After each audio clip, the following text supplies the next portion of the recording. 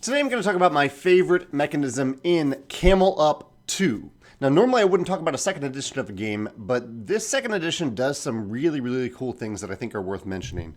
I actually won't go into all of them. There's really one specific thing I want to mention, even though there are other cool things like the crazy camels in the game.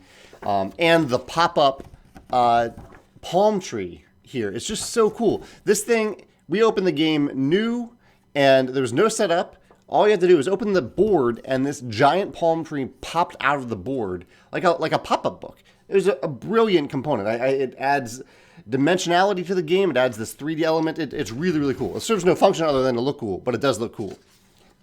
Now, Camel Up scales up to 8 players, and I think after the original version came out, the designers must have realized that in an 8-player game, where you're taking individual turns, not simultaneous turns, by the time it gets to you, if you're player number 6, 7, 8, you might not get to do anything that you really wanted to do. Like, you might have something to do, but it might not be something that you really valued. Someone may have already taken that thing, which is good. That's good player interaction, but they might feel like they're missing out just because of how the turn order worked out.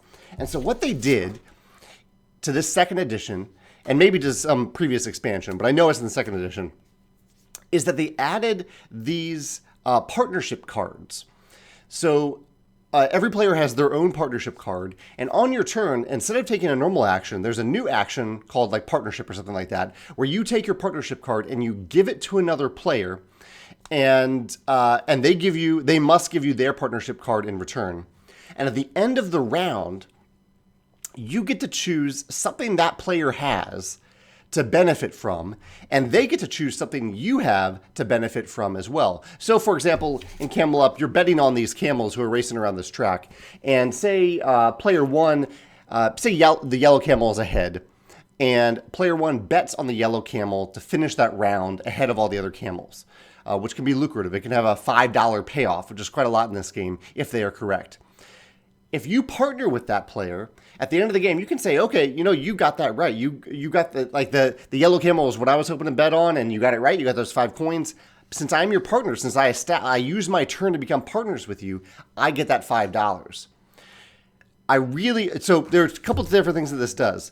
One, it adds an interesting choice to players who go later in turn order, or even early in turn order. I use it sometimes as like the third player because someone bet on the blue camel and I thought the blue camel was going to do really well that round, so I just partner with them.